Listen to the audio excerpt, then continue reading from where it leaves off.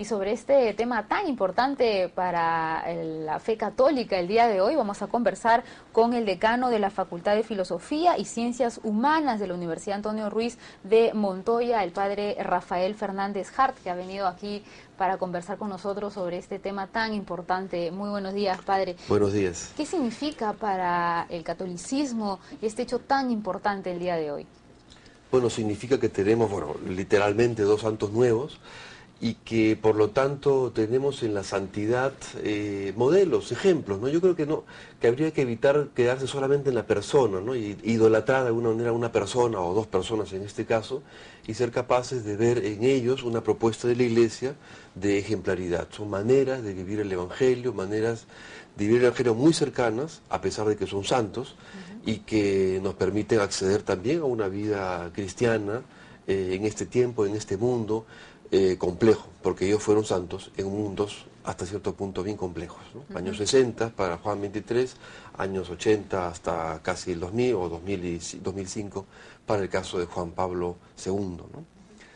Si ambos santos ya antes, ¿no?, ya tenían miles y miles, millones de seguidores, de gente que apreciaba su labor, ahora con con su canonización van a tener más personas que van a seguir.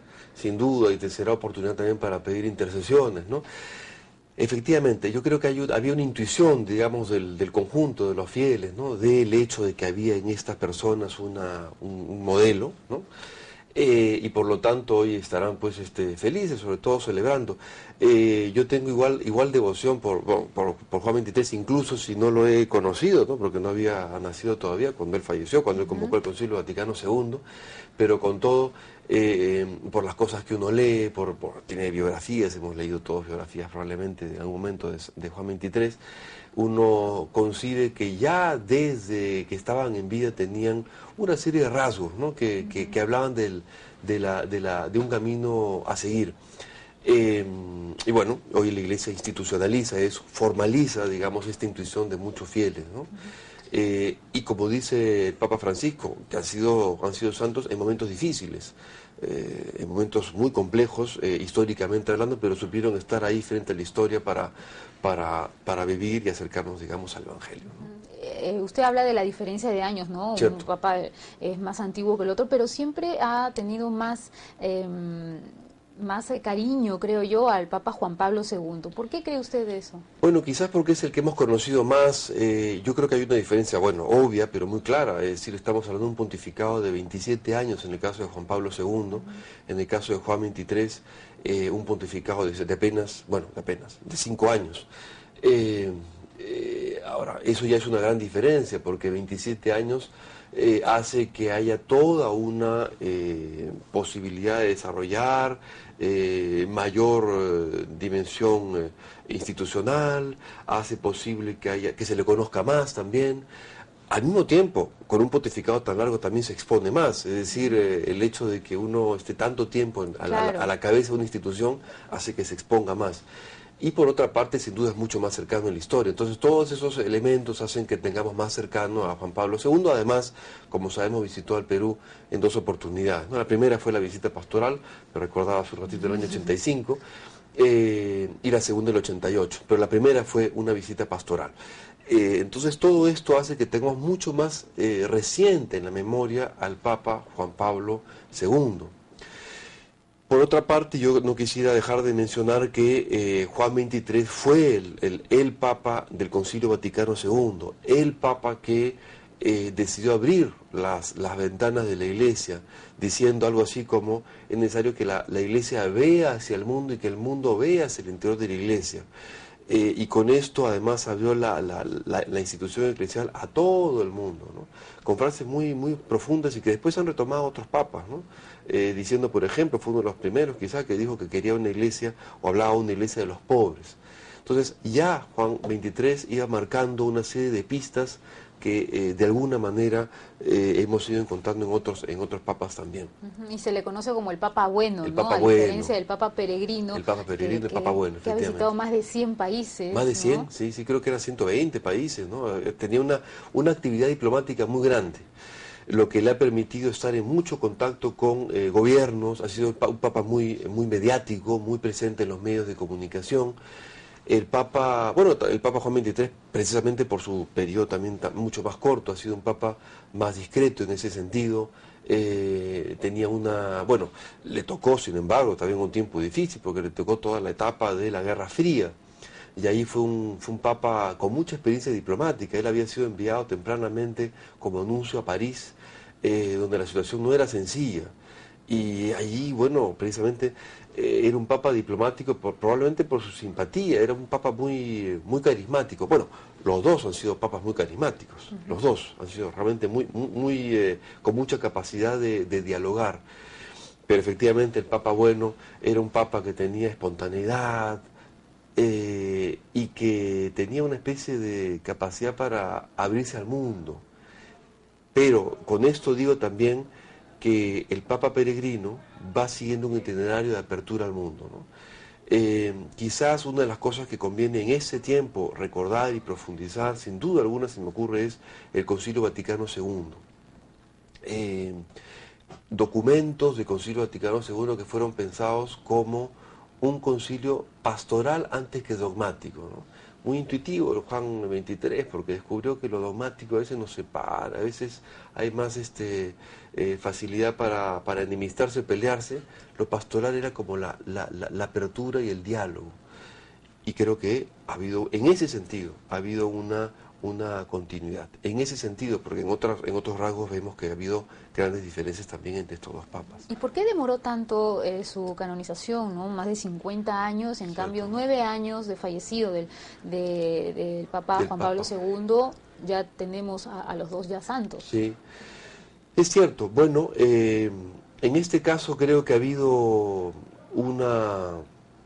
más bien lo excepcional de Juan Pablo II. Yo creo que en el caso de Juan XXIII es un proceso medianamente habitual. Ha habido casos excepcionales donde en menos de un año alguna persona fue canonizada, pero no es lo usual.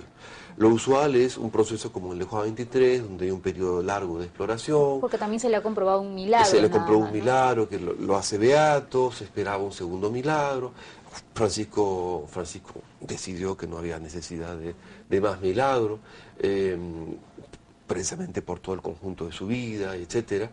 Entonces, más bien, yo diría que no es que se haya tardado tanto el de Juan XXIII, sino lo contrario, se ha acelerado bastante el de Juan Pablo II, porque, bueno, tenía y gozaba de mucha presencia y simpatía entre la gente.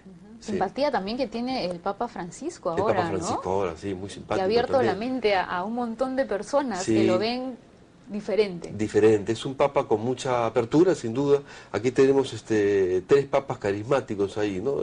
Carismático quiere decir que tiene una personalidad, digámoslo así, atractiva, ¿no? Entonces tenemos a Juan XXIII, Juan Pablo II y a Francisco.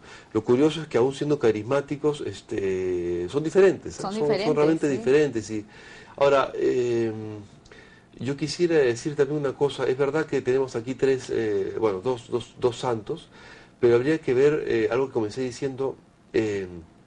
No habría que caer tampoco una especie de idolatría del santo, ¿no? Porque nosotros tenemos, bueno, lo decimos, ¿no? Es decir, un solo Dios. Sin embargo, yo creo, entonces, no hay que, digamos, quedarse en una especie de culto de la personalidad. Hay que entender que la persona nos ayuda, nos conduce, nos permite acceder a lo fundamental, es decir, a Jesucristo, es decir, al Evangelio.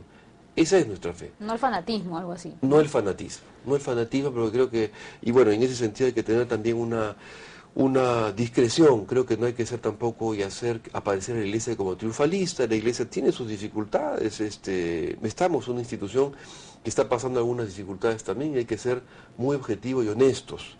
No hay que ser y tampoco caer en el triunfalismo, hay que saber comprender la situación de la Iglesia en este momento. Aquí aparecen 2 figuras fundamentales que pueden ayudarnos también a renovar y a remover un poco a esta Iglesia que le hace falta también para seguir avanzando y creciendo y tener una propuesta actual. Hoy la Iglesia tiene que tener una presencia actual como lo propuso en su momento el Concilio Vaticano II. Hubo bastante presencia de jóvenes, ¿eso llama mucho también la atención? Sin duda, muchos jóvenes, probablemente, yo no sé si los han conocido, no sé si los han conocido, habría que ver qué edades tienen, pero eso habla de una iglesia que a través de personalidades carismáticas tiene una propuesta a los jóvenes. Entonces los jóvenes están siempre atentos a lo que es dinámico, a lo que es activo, a lo que me dice algo hoy en el presente. Y sin duda los jóvenes se van a sentir atraídos por personalidades como estas. Sí, sin lugar a duda. Sí. Yo, bueno, tuve la suerte de conocerlo así de chiquita, pero pasando nada más en su papamóvil, en su primera visita, tenía 7 años en el 85. Claro.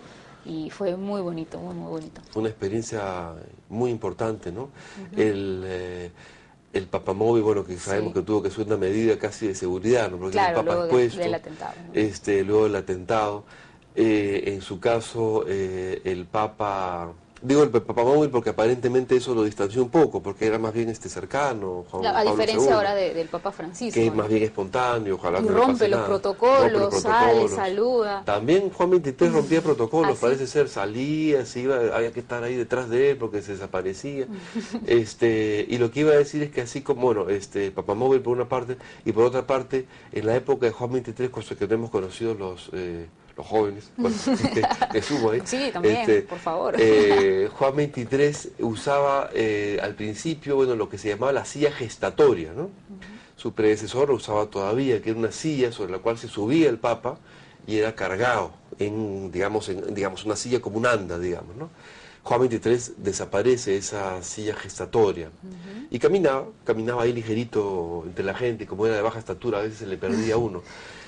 Más de un susto, se habrán ganado su seguridad. Más de un susto, sin duda, su seguridad, claro que sí, pero justamente también era un gesto de cercanía, ¿no? Es curioso, ¿no? Uno podría decir, bueno, es un gesto irrelevante, ¿no? Quitar una silla, pero no lo era, porque era una manera de acercarse a la gente y de participar junto con el resto de la gente del mundo, ¿no?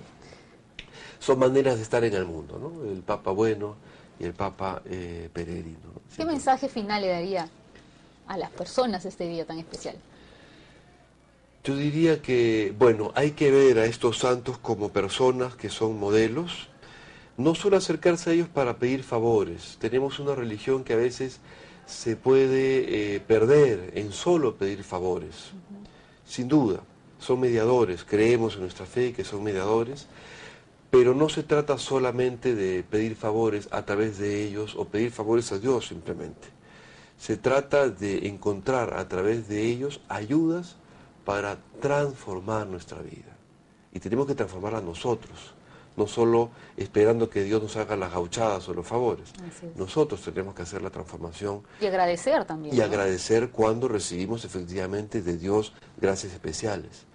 Y sentir que estos santos no son santos para ponerlos y colgarlos en un altar distantes, ajenos a nosotros, imposibles de seguir, sino son ayudas para poder seguir a través de ellos el camino del Evangelio. Y yo creo que con eso termino, no debemos perder el horizonte y el norte. Nuestro norte es el Evangelio, y el Evangelio de Jesucristo. Ok, muchas gracias, padre, por estar aquí esta mañana. Gracias. Muy amena esta conversación. Conversamos con el padre Rafael Fernández Hart, decano de la Facultad de Filosofía y Ciencias Humanas de la Universidad Antonio Ruiz de Montoya. Muchas gracias. Muchas gracias, Katia. Buenos días. Y seguimos recordando, por ejemplo, en 1985, lo que estábamos hablando con